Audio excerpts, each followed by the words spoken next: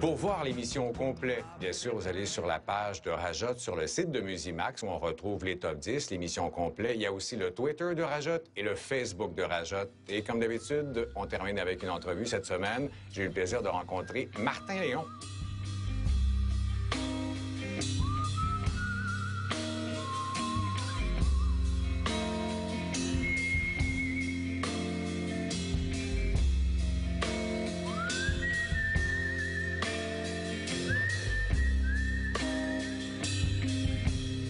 Martin Léon, bienvenue à Rajotte. Écoute, ça fait plusieurs années que je te suis quand même. J'avais adoré ton album Antique ici, qui s'appelle Les Atomes, qui est paru il y a déjà 2010, ouais, 5 ans. 2010.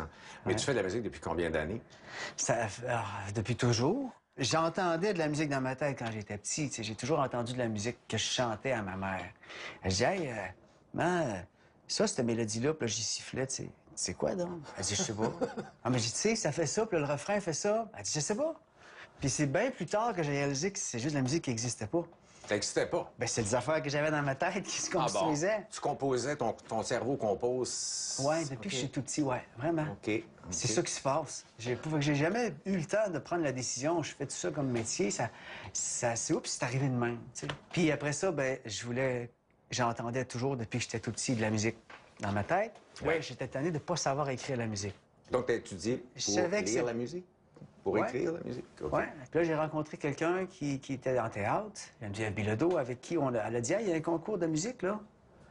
Toi, tu fais des chansons? Oui, je compose des chansons. Toi, tu chantes. On a fait un groupe de musique qui s'appelait Anne-Victor. Oui. Il y a 18 ans, 20 ans. Oui. Puis là, on s'est trouvé à gagner le concours. Après ça, j'ai fait un premier disque solo qui s'appelait Kiki Barbecue. Là, ça, c'était mon premier disque. Là, j'avais 34 ans. Puis après ça, je l'ai fait un tous les 3, 4, 5 ans, un disque. D'ailleurs, ton album, Les Atomes, ça a beau faire 5 ans qu'il est sorti, mais tu vas encore... Oui, ça va durer, ça. Il vit encore, parce que tu as une tournée qui s'en vient l'an prochain. 2016, fin 2016.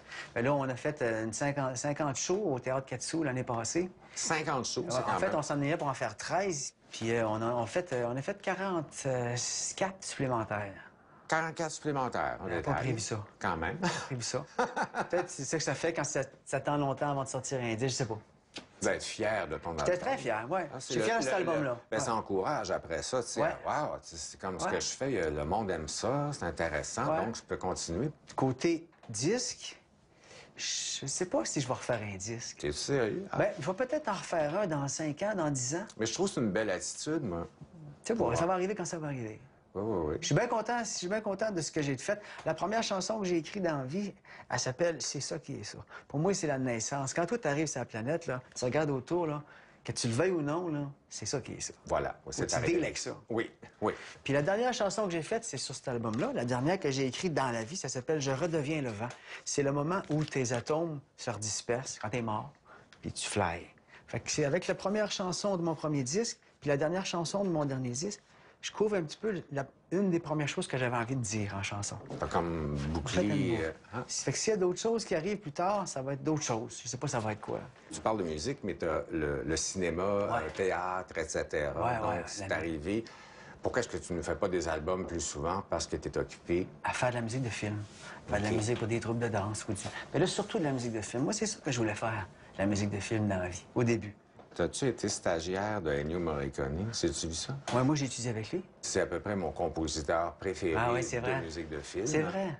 Écoute, j'ai une belle anecdote pour toi. Dans Le Bon, la Brute et le Truand, sur le set de tournage, il y avait chacun des tentes. Tu sais, t'as la tente du craft, t'as la tente du réalisateur, les comédiens, comme aujourd'hui. Puis Morricone, lui, avait un piano avec une tente, là, dans l'espèce de désert. Sierra Leone, dans une espèce de désert.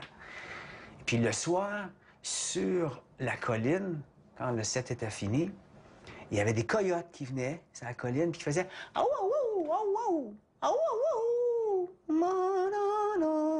c'est là qu'il l'a pris. Vraiment? C'est ça qu'il m'a dit. Des coyotes qui l'ont inspiré. Oui. Puis c'est de là qu'est venu le thème de ce film-là. C'est comment travailler avec Ennio Morricone? Écoute, ça a duré 7 semaines. OK. Au quotidien, on était 19 compositeurs de l'international. Le lundi, il nous faisait jouer un film noir et blanc, un film avec des dialogues, mais pas de musique. il nous disait, bon, pour ce film-là, vous avez, je sais pas moi, flûte, clarinette, basson, hautbois. Ah, OK. Il Il détermine l'orchestration, puis partait avec ça. C'est pour jeudi.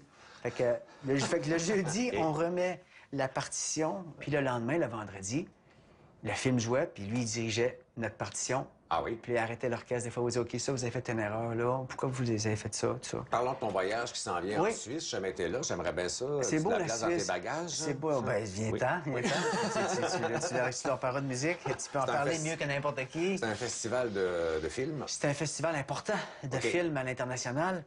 Et puis, j'y vais là parce que Philippe Falardeau sort... Le prochain film de Philippe va être là, présenté en première mondiale à Locarno. Il a été sélectionné par le festival. De même que le film de Anne Aymon. Les êtres chers. Les êtres chers, oui. C'est une auteure. Elle a fait une belle sensibilité. Vraiment tripante. Elle a fait un deuxième film, puis j'ai fait la musique pour elle. Les êtres chers. Et ce film-là aussi a été sélectionné par Locarno. Il y a 2 films québécois qui sont sélectionnés par Locarno. C'est toi qui as fait les musiques des deux. Chanceux, hein? En effet. C'était écœurant. Est-ce que ces musiques-là sortent? Est-ce qu'on va pouvoir acheter les bandes originales? On va probablement pouvoir parce que là, c'est à moi. La musique des films que je fais cette année sont toutes à moi. OK. Puis là, moi, je vais faire quelque chose avec ça. Ben oui. Ça... on va pas faire de l'argent avec ça, mais j'ai envie de partager des choses. Ben, je te souhaite un très bon voyage en Suisse. Merci beaucoup d'avoir été là pour la semaine prochaine.